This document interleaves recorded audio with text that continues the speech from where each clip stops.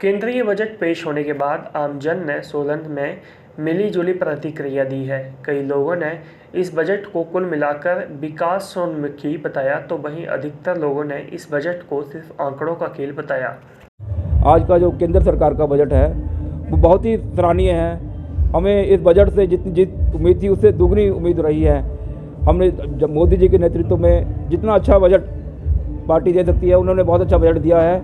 और जो हमारे क्षेत्रीय जो पहाड़ी क्षेत्र है, इसके इन विषयों के लिए भी जो सरकार ने लाभदायक घोषणा की है, हम उसके लिए बहुत खुश हैं। मेरा मानना ये है कि जो हम जिस तरह से हम बजट को देख रहे हैं, और बजट में इस सरकार ने जो भी है आज तक जुमले ही लोगों को दिए हैं। सिर्फ और सिर्फ ये जो सरकार है ये आंकड़ों पे खेल रही है, और कागज़ों पे जो इन लोगों की जो बजट के जो आंकड़े वो कागज़ों पे ही लोगों को दिखा रहे हैं।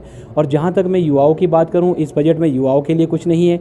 और सबसे बड़ी जो बात है हिमाचल प्रदेश की, अगर मैं बात करूँ, जो प्रदेश में इस वक्त जो सरकार है भाजपा की सरकार, वो बड़ी बड़ी बातें कहती थी कि बजट आएगा, हिमाचल प्रदेश को स्वर्णिम हिमाचल की ओर लेके जाएंगे।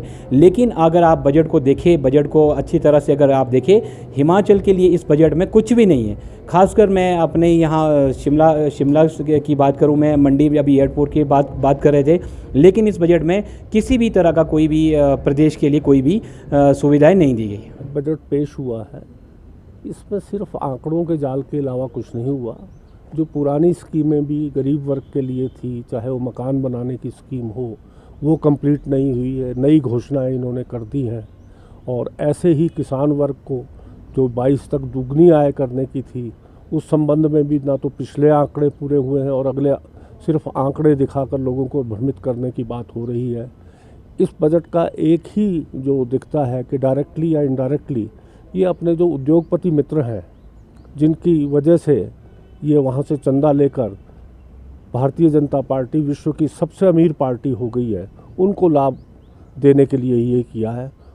बजट पेश किया है, उसमें मिडिल क्लास किसान बागवानों के लिए कुछ भी ऐसी कोई घोषणाएं नहीं की हैं कि जिससे जो है उस सेक्टर को जो है राहत मिल सके। और दूसरा मैं कहना चाहूँगा कि हिमाचल प्रदेश के लिए जिस तरह से मुख्यमंत्री जयराम ठाकुर अभी दिल्ली में केंद्रीय मंत्रियों से मिले थे और उन्होंने हिमाचल आकर ये बोला था कि हिमाचल प्रदेश को जो है बजट में बहुत कुछ घोषणाएं सुनने को मिलेंगी। जैसे मंडी का जो एयरपोर्ट जो उनका ड्रीम प्रोजेक्ट है, पिछले 4 साल से वो बोल रहे हैं, उसके बारे में कोई बड़ी घोषणा नहीं हुई। और भी जो हिमाचल से जुड़े मुद्दे थे, चाहे वो रेलवे का था, चाहे और भी थे, उसमें भी कोई केंद्रीय बजट में निर्मला सीतारमण जी ने हिमाचल के लिए कोई ऐसी घोषणा नहीं की है जिससे जो है हिमाचल वासियों को कोई ऐसी खुशी या राहत मिले कि जिससे जो है हिमाचल वासी गर्व कर सके कि जयराम जी के जो प्रयास हैं वो काम आए हैं और केंद्र सरकार ने जो है हिमाचल को तवज्जो दी है।